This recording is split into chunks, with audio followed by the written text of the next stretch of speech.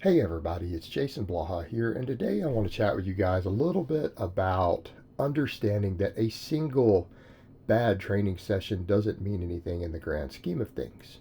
Because you see this a lot. I see this posted on social media lately, some people talking about it, some other coaches. I have my own clients and lifters who occasionally have bad workouts. And what people have to remember is that these things happen. These things happen. Now people go, but Jason, you don't seem to have those other than missed one rep maxes. Well, that's true, but I also have perfect fatigue management. In other words, if I don't get enough sleep, I'm going to go ahead and sleep in later and start my day later, right? I'm going to just sleep in a couple hours later. If I get a bad night's sleep, go back to bed. But I can write my own schedule to get around that. I'm always consistent in my food. Another reason I don't have bad workouts is because I don't ever have days where I miss my RDA on electrolytes or don't get enough carbs or enough calories. These are not issues for me. So by doing things like that, we can avoid these problems completely, but that requires complete control of your lifestyle. So people need to remember it's these lifestyle factors and stressors and maybe dehydration, things like that that cause these problems. This is what causes us to have bad workouts. All right? That's usually the cause. Now, if we're having bad workouts outside of those factors, then we need to think about what else is going on there, don't we? Right? If we're having bad workouts outside of this, this is really a problem. And this is something that we need to address because it means that we're having problems with our training programming, that we're having problems with our fatigue management. In other words, maybe you're exceeding your maximum recoverable volume. Yeah, you're exceeding your maximum recoverable volume. And this is something that we need to think about very, very carefully. Okay, what's going on here? Right? Because if you have one bad workout, you can probably chalk it up to not being a big deal.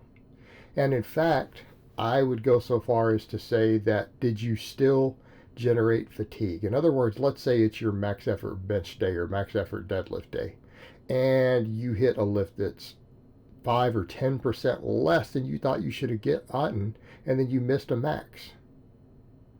Okay. Was it still your one rep max for the day? Well, yeah, it was weak. Did you strain? Did you have to push or pull with maximum effort? If the answer is yes, and you still got the training effect that you wanted, then maybe your supplemental work didn't feel so good. If you're like, well, I just couldn't get a pump on all my rep work. Well, did you get adequate food the night before? You have to remember, okay, just because you get a pump and you think a pump is important doesn't mean that the pump is particularly always important. Okay, if you're not getting a pump during a workout, did you get enough fluids and electrolytes? Did you get enough salts in your diet the night before or the morning of? Well, if the answer is no, then that's the problem. It doesn't mean you didn't get a training response. It's just that you're used to when you do 15 rep sets for your hamstrings or 20 rep sets for your triceps or whatever it is that you're having to do, you're simply used to getting that pump because you're hydrated correctly. All right, you have enough sodium, potassium, magnesium fluids in your system. But if you're slightly dehydrated, that's the cause. Now, did you take those sets to failure? If you did, your 5 sets of triceps to failure that you were doing, and you didn't get a pump, but you still took them to failure, did you get the training response? Well, yeah, but I didn't get the pump I wanted, and I was a little weak. Okay, not a problem. You still got a training response, though. You're still probably going to grow from that if you get adequate rest and nutrition. Now, here's the other thing. What you don't do is start and have a bad workout and things aren't going great and you just throw in the towel and go home. Okay, that's called being a fucking pussy. Okay, and if you're a pussy, you're not going to make gains. But just because the workout starts bad doesn't mean that you don't finish it, right? If you miss a training max or a one rep max that you thought you were supposed to get that day for your heavy work, you don't cry You don't cry and go home. You get in and you do your 15 or 20 sets of supplemental lifts that you had scheduled. You look at what went wrong with that big lift and say, man, my hamstrings or my triceps really gave out. And you need to do more work for those muscles that day. That's what you need to do. Right? Bad workouts do not mean that you didn't get enough stimulation. Doesn't mean that you didn't get the desired training response.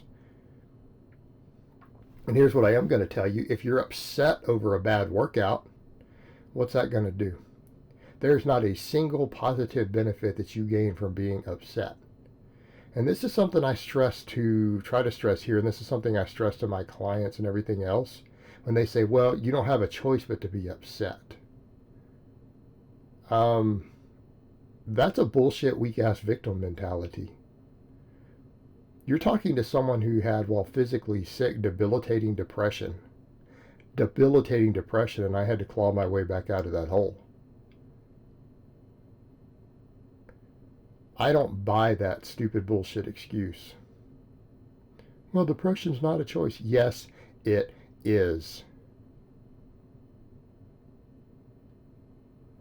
I think the ideas that people put out on that sort of stuff creates a victim mentality, and that makes you mentally and physically weak.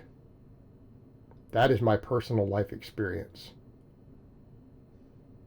I've dealt with debilitating depression before, and I defeated it because I chose to defeat it. We don't get to pick how we feel. You always get to pick your emotions. Your emotions are your emotions. You are in control of them. Now, that doesn't mean that we don't acknowledge them. Like when someone says, well, this is how I feel about something. Well, that's fine. That's how you feel. I can acknowledge that that's how you feel. But by that same token, you choose how you respond to these things.